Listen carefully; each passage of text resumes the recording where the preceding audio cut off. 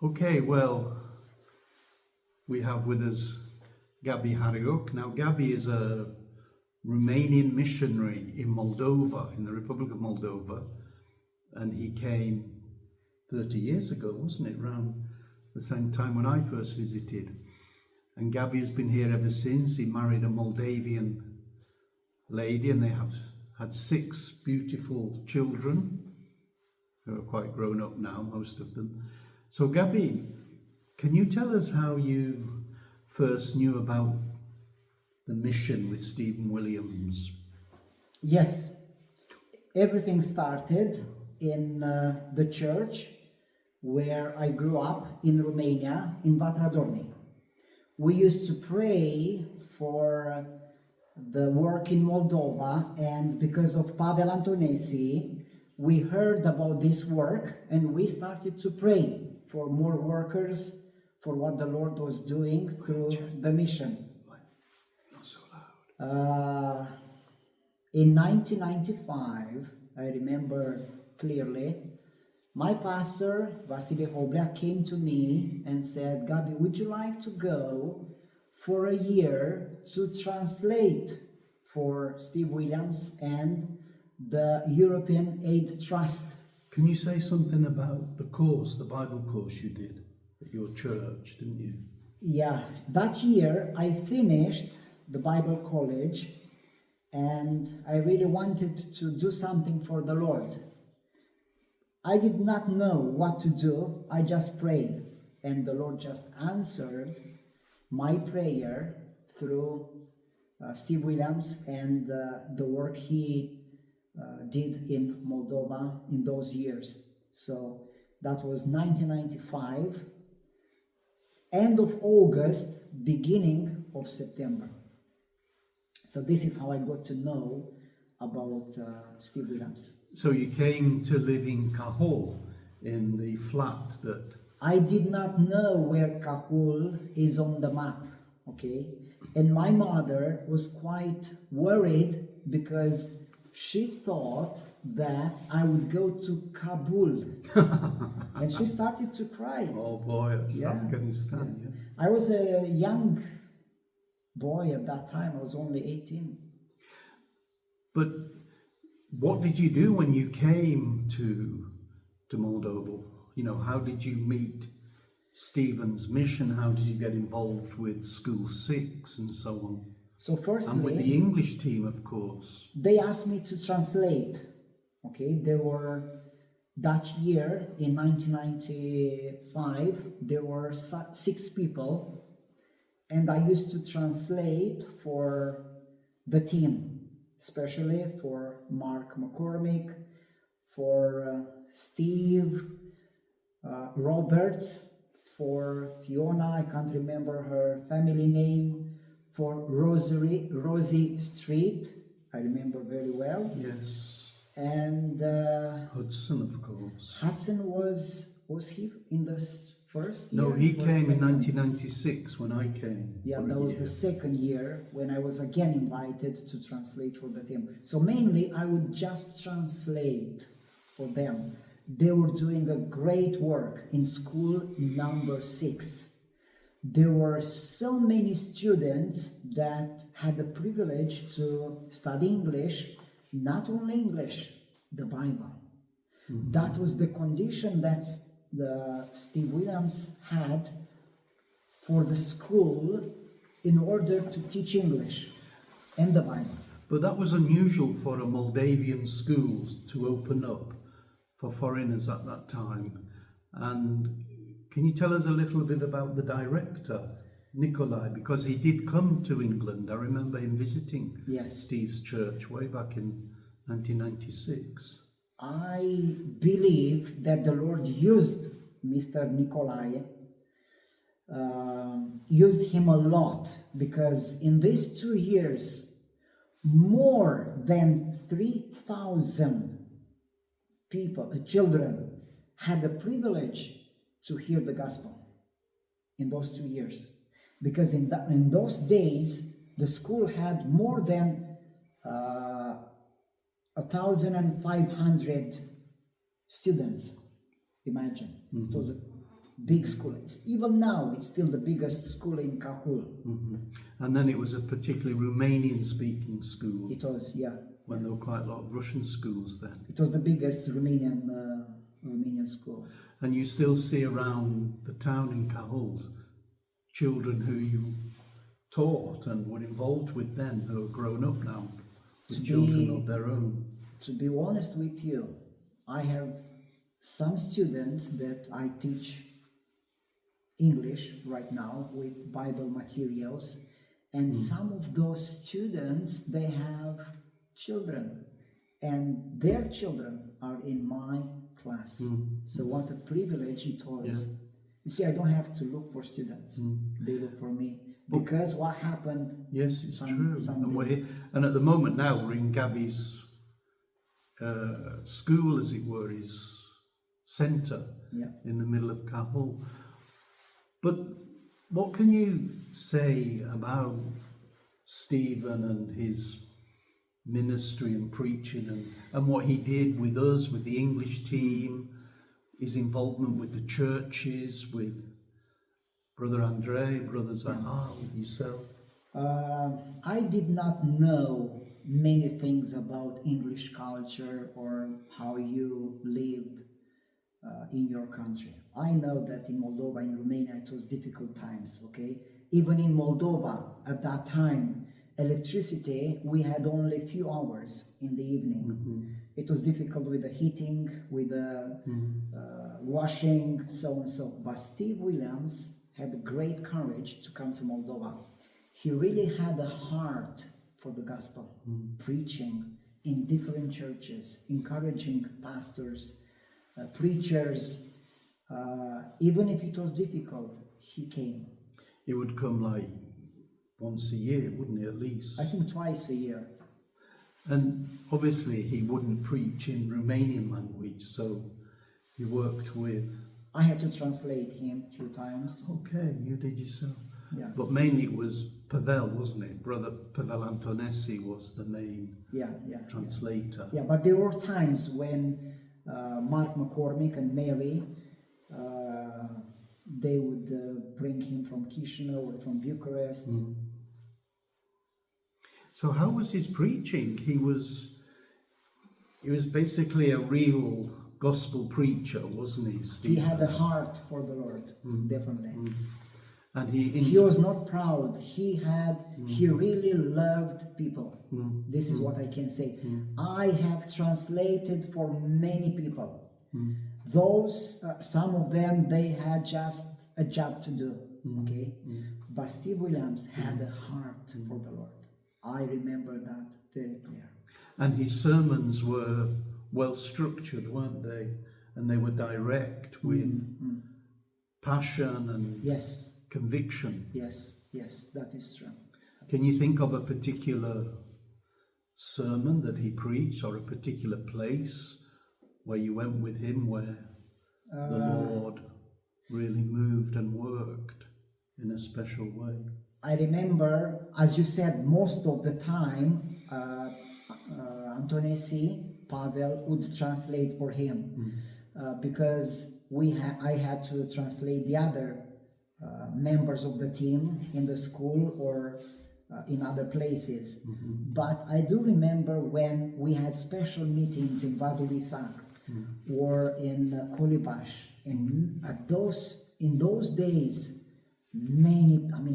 hundreds of people in Colibaș, thousands of people would come and hear the gospel. It was such a hunger for God's word. And many of those left the country, didn't they? Subsequently. Which is sad, because that is the situation in Moldova. Yeah, many left, many. And how do you feel that Stephen had an influence on your life? As you can see, because of him, because of the Lord, but through his ministry, I'm still in Moldova.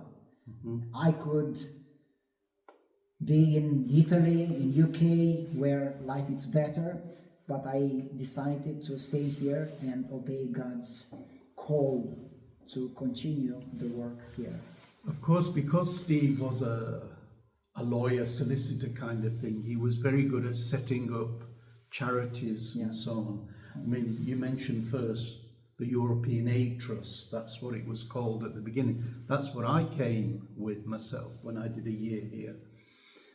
And then later on, he set up another trust, the Overseas Christian Aid. What do you know about the kind of help and assistance that Steve and the mission that he set up? Not just Steve himself, but all of us who came, you know, the kind of help we brought for the churches. Yeah. Feeding centers, for example. I mean, I can tell you, because I was involved, I was helped in the past years to visit families, needy families, poor families, and we used to buy food, potatoes, products, you know, but the main thing, I mean, that was something that we used to bring the gospel in those families. So indeed, it was a great encouragement for, especially for poor people. And a lot of the aid was, this financial aid was coming from the mission. Yes. The missions that Stephen had set up. Yeah, and Richard as well, because they were together in the... Richard Berry, and Ella Young. Can you tell us about some of those visits taking... Did you used to take potatoes? Yes, yes. That was quite a... I used to buy a ton of potatoes and then go in different villages where, I mean, somebody from the church told us, look, there is a need there. He's not coming to church, but can you help them? So indeed, we did many visits in those families.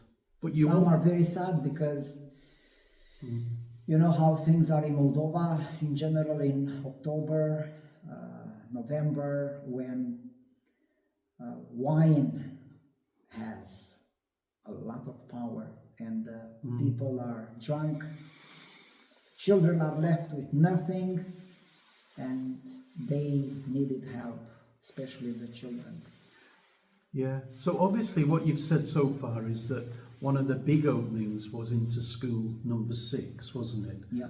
And the outreach there and the fact that the director, Nikolai, was able to visit the UK. And also the purchase, again through the generosity of Steve and the mission, the purchase of the flat, the apartment in Cahul. Can you tell us something about that and those?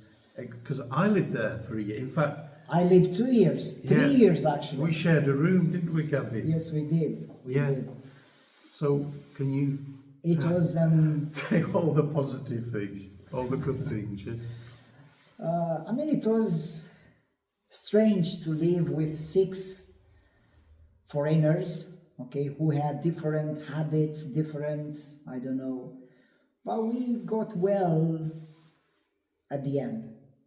Well, I mean, but the mission, I mean, had a wise decision to buy that flat. Yeah. Okay, in those years, it was a foothold into the country, wasn't it? Yeah.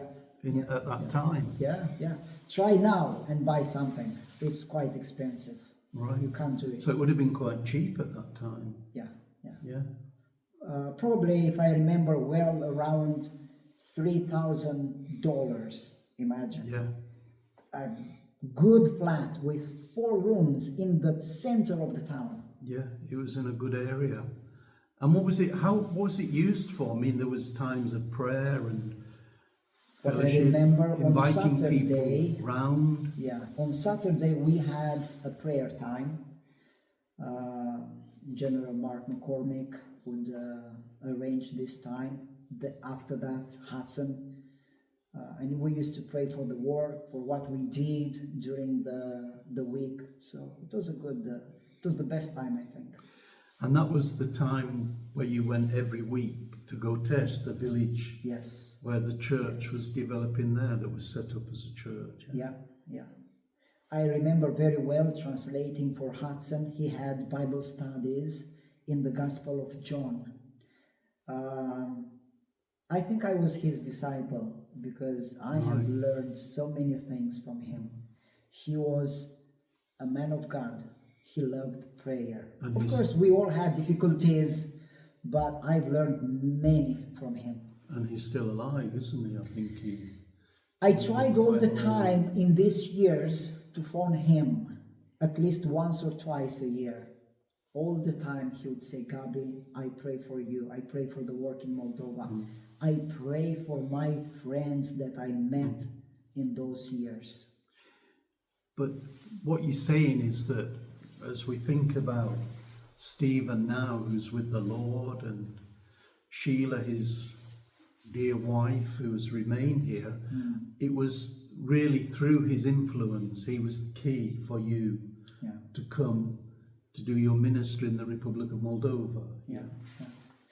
Last year, if you remember, when we were together in UK, Steve Williams came and met us. That was 3 years ago, wasn't it? 2023, yeah.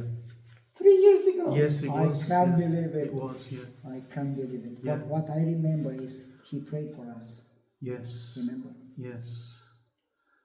Can you tell us about, obviously, because of him, you could begin your mission as a missionary. As I said, that you're not Moldavian. I'm not Moldavian. I'm not even Romanian. We are missionaries that God sent to another country. And you are a Romanian missionary. And that makes you quite different from, in some ways you must feel you're different from the Moldavian brothers, yeah? Yeah, that's why... Because you work with the Moldavian brothers in the church leadership and so on. That's why I try to not to use Romanian words. All right. Because if you want to be understood by the Moldavians, you should speak more simple. Well, what Romanian word would you not use? You know that Romanian is it's a progressing language. Okay? Right. They adopt different words from English or from French, but the Moldavians, they still use... You mean Bible words, for example? Not just Bible words, but in general. Okay, for example, weekend. Okay? Yeah. We don't use it. We have the Romanian word sfârșit de săptămână. And that's used still in Moldova. But the Romanians, they use it weekend as the English word. Okay? One thing I've noticed particularly in a Bible word, in preaching and so on, is mântuire and salvare. Which one are you likely to use? You see, you have to be very careful in Moldova not to use the word mântuire, because it has two meanings. You can be finished or you can be saved. But you use it for salvation in the church. I know, but it's better, if you want to be understood, it's better to use salvare instead of mântuire. Yeah. Can you say a little bit about your own church planting with Misha, brother Misha, and how you set up the church in Roșu? Yeah. Right now we are, because the Lord blessed us, not because we were so good but because the Lord gave increase, and now it's not enough seats where we are. We, we did the second floor, the upper room, as it may say. It's not quite ready, is it? It's not ready, but when we'll be ready, probably we might get in more than 100 people.